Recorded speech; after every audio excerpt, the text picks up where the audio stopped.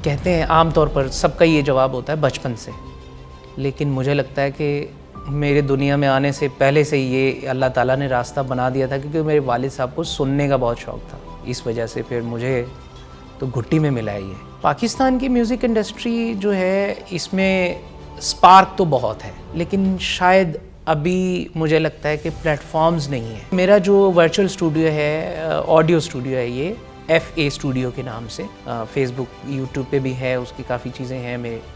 दुनिया में कहीं भी कोई सिंगर है, कोई नात ख्वां है, कोई जैसे कुर्रा हजरात होते हैं, अपनी क़िरत रिकॉर्ड करना चाहते हैं, उनको हम मोबाइल पे कुछ एप्लीकेशंस वगैरह देते हैं, उसके थ्रू फिर हम उनसे राबते में होते हैं, फिर हम रिकॉर्डिंग्स करते हैं। कोई भी बंदा ऐसा नहीं है जिसको अल्लाह ताला ने पूरी सलाहियतें ना दी हों। जितने इंटरनेशनल सेलिब्रिटीज़ हैं, एलका जी हैं, कुमार सानू जी हैं, हमारे पड़ोसी मुल्क से, उनके साथ मैंने परफॉर्म किया है। पाकिस्तान के जितने भी बड़े बड़े सेलिब्रिटीज़ हैं, सबके साथ मैंने परफॉर्म किया है।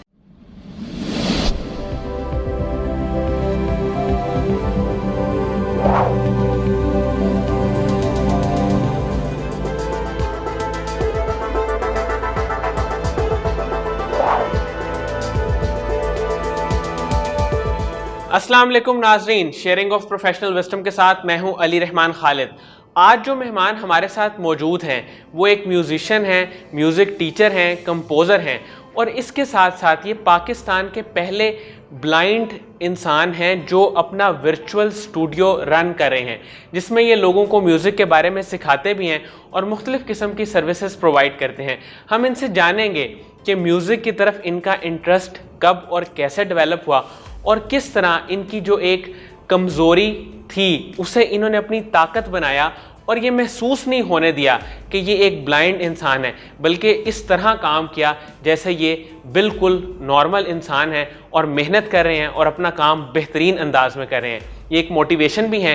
हम इनकी स्टोरी आपके साथ शेयर करने जा रहे हैं। आइए इनसे मुलाकात करते हैं। बहुत बहुत शुक्रिया फुरकान अहमद साहब आपकी तशरीफ़ आवरी का। सर, आपने इंटरनेशनल लेवल पे भी और नेशनल लेवल पे भी परफॉर्म किया है। आप एक म्यूज़िक आर्टिस्ट हैं, म्यूज़िक टीचर भी हैं, म्यूज़िशियन भी हैं। इस फील्ड में आपका इंटरेस्ट कब और कैसे डेवलप हुआ? ये एक कहते हैं आम तौर पर सबका ये जवाब होता है बचपन से, लेकिन मुझे लगता है कि मेरे दुनिया में आने से पहले से ये अल्लाह ताला ने रास्ता बना दिया था, क्योंकि मेरे वालिद साहब को सुनने का बहुत शौक़ था।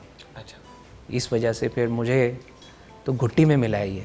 सर, मुझे ये बताइएगा कि हमारी जो पाकिस्तान की म्यूज़िक इंडस्ट्री है, इसको आप किस तरह से देखते हैं और इसके क्या क्या चैलेंजेस हैं?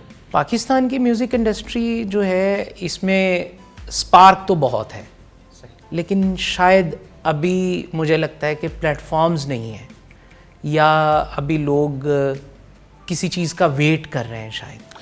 सर, आपका एक वर्चुअल स्टूडियो है, आप उसको रन भी करते हैं, आप उसे कैसे देख रहे हैं, किस तरह मैनेज करते हैं? देखिए, मेरा जो वर्चुअल स्टूडियो है, ऑडियो स्टूडियो है, ये FA स्टूडियो के नाम से फेसबुक यूट्यूब पे भी है, उसकी काफ़ी चीज़ें हैं मेरे, और उसको मैं दुनिया में कहीं भी कोई सिंगर है, कोई नात ख्वां है, कोई जैसे कुर्रा हजरात होते हैं, अपनी क़िरत रिकॉर्ड करना चाहते हैं, उनको हम मोबाइल पे कुछ एप्लीकेशंस वगैरह देते हैं, उसके थ्रू फिर हम उनसे राबते में होते हैं, फिर हम रिकॉर्डिंग्स करते हैं।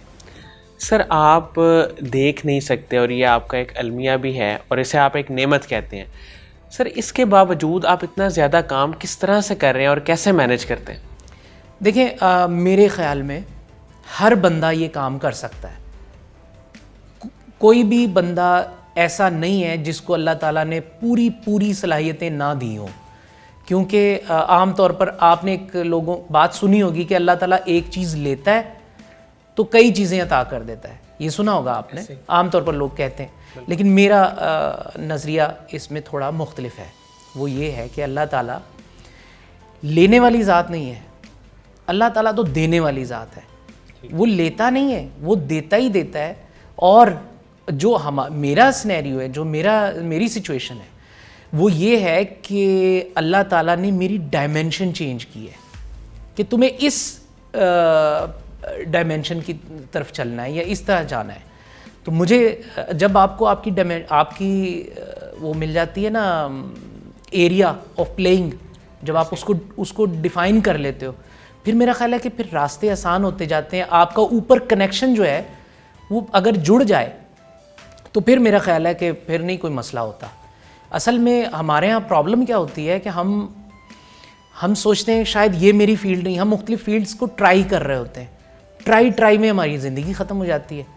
तो मेरा ख्याल है कि उसको ट्राई करने से बेहतर है कि एक दफ़ा बैठ के सोच लिया जाए कि मुझे करना क्या है। सर, आप लोगों को म्यूज़िक सिखाते भी हैं जी। ये काम आपने कब शुरू किया और इसमें आपका इंटरेस्ट कब डेवलप हुआ?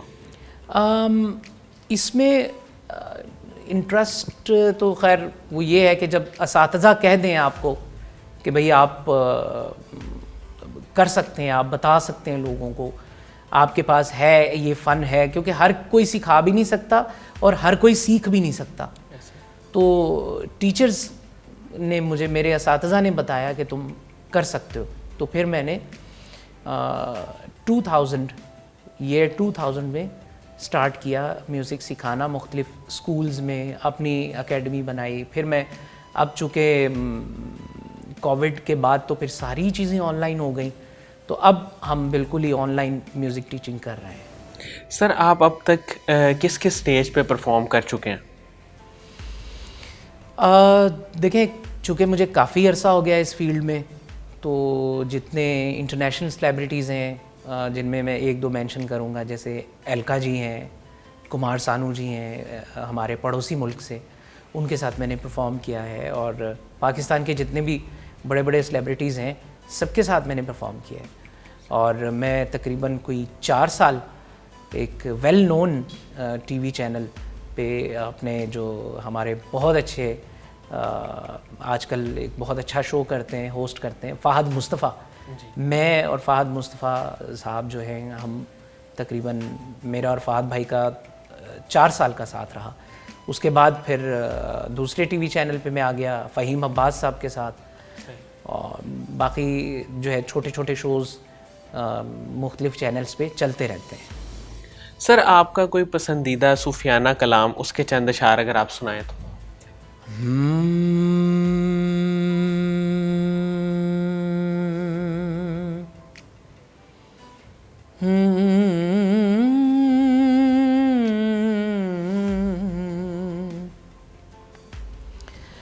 अलिफ अल्लाह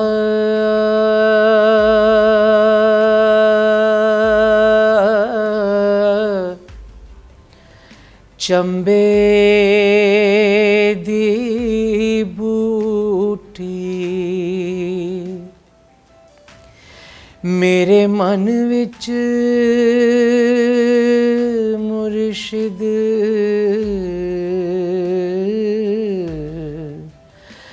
लाई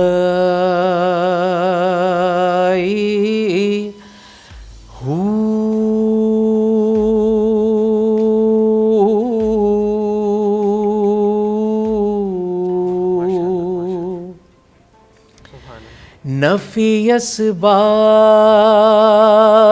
दा पानी मिले उस, अते हर रगे हर जाई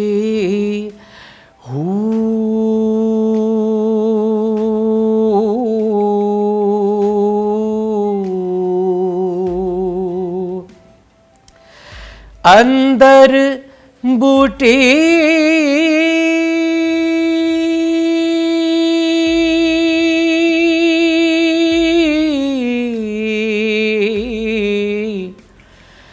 मुश्क मचाया,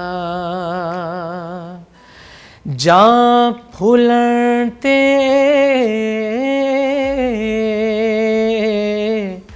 आई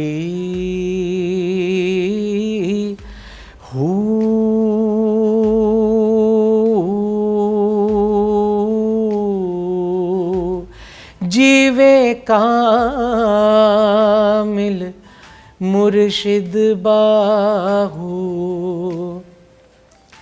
जिस ए बूटी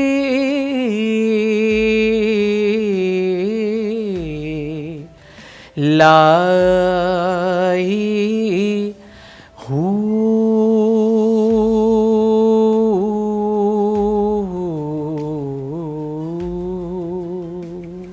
माशाल्लाह, बहुत खूबसूरत, बहुत ज़बरदस्त। सर मुझे ये बताइएगा कि म्यूज़िक की भी आगे कैटेगरीज होती हैं। जी हाँ। आपका पसंदीदा म्यूज़िक कौन सा है? ये मूड पे डिपेंड करता है, क्योंकि मैं किसी ख़ास म्यूज़िक, किसी जॉनरा को मैं नहीं कहता, क्योंकि जो म्यूज़िशियन होता है उसको हर जॉनरा पे काम करना होता है।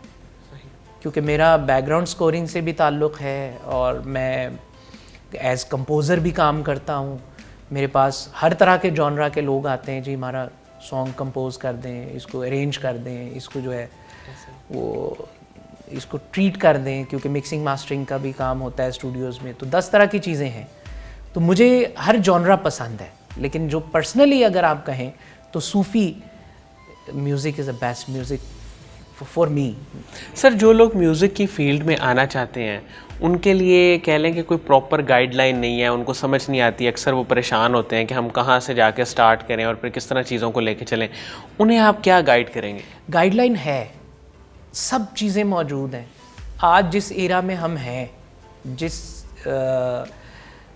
दौर में हम लोग जी रहे हैं, इसमें तो भरमार है, गाइडलाइंस की भरमार है, अपॉर्चुनिटीज़ की भरमार है, सब चीज़ें मौजूद हैं। सिर्फ हमें जो है हिम्मत की ज़रूरत है, और जल्दबाजी जो है वो हमें मार जाती है, क्योंकि सबकी कोशिश होती है कि मैं आज शुरू करूं और कल जो है वो मेरी सक्सेस मेरे कदमों में हो। सर मैं गुजारिश करूँगा कि आपकी कोई पसंदीदा गज़ल, उसके भी चंद अशार आप अगर सुना दें। सुना है लोग उसे आँख भर के देखते हैं, सो उसके शहर में कुछ दिन ठहर के देखते हैं। सुना है लोग उसे आँख भर के देखते हैं। सुना है बोले तो बातों से फूल झड़ते हैं। सुना है बोले तो बातों से फूल झड़ते हैं। अगर ये सच है चलो बात करके देखते हैं। सोस के शहर में कुछ दिन ठहर के देखते हैं। सुना है लोग उसे आँख भर के देखते हैं। बहुत शुक्रिया, बहुत ज़बरदस्त था आपकी आवाज़। अच्छा सर मुझे ये बताइएगा कि कोई ऐसा ख्वाब जिसे आप मुकम्मल करना चाहते हो वो हमारे नाजरीन के साथ शेयर करें। ख्वाब तो ऐसे हैं कि अभी बहुत सारे ख्वाब अधूरे हैं। जैसे वो है ना, मसाइल अपनी आँखों के बड़े हैं, बहुत से ख्वाब अनदेखे पड़े हैं। अभी तो काफ़ी सारे ख्वाब हैं जो अनदेखे हैं। अभी जो देखें उनको पूरा करेंगे, फिर उनको पूरा करेंगे जो अभी अनदेखे हैं। सर यूथ को आप क्या सजेशन देंगे कि वो परेशान भी हो जाते हैं, ना उम्मीद भी हो जाते हैं, मायूस भी हो जाते हैं, आप अपनी ज़िंदगी से और अपने काम से उनको क्या सजेशन देते हैं? देखिए, ज़िंदगी एक है, इम्तिहान है, तो हमें इस इम्तिहान को हर सूरत देना है। तो डिसाइड कर लें पास करने के लिए देना है या पास करने के लिए देना है, ये आपने डिसीजन लेना है। अगर तो पास करना है तो फिर चैलेंजेस आएंगे, उनको अल्लाह की मदद से, अल्लाह की रहमत से, अल्लाह की मदद मांगें, रहमत मांगें तो ज़रूर मिलेगा। क्योंकि मेरी ज़िंदगी में 2 ऐसी चीज़ें हैं जो मैंने सुनी तो मुझे उससे बहुत मोटिवेशन मिलती है। कि एक तो ये कि अल्लाह ने कहा कि मेरी रहमत से नाउमीद मत होना, और नाउमीदी कुफ्र है, और मैं अल्हम्दुलिल्लाह एक मुसलमान हूँ। दूसरी बात, अल्लामा इकबाल साहब का या किसी और शायर का एक शेर है, उसका एक मिसरा है कि अपनी दुनिया आप पैदा कर अगर जिंदों में है। अगर तो आप में लाइफ है तो फिर आप you have to create your own world.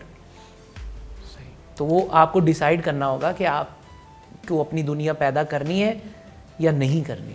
Sir, Qasim Ali Shah साहब के कभी आपने लेक्चर सुने हैं? उनके काम के बारे में क्या कहेंगे?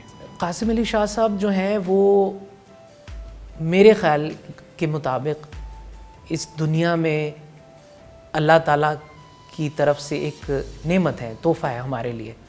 कि बातें, उनकी बातें, उनकी जो स्पीचेस हैं, उनके मुख्तलिफ़ जगहों पे लेक्चर्स हैं, मेरी 1-2 मुलाकातें भी, हम लोगों ने इकट्ठे शोज़ भी किए हैं टीवी पे।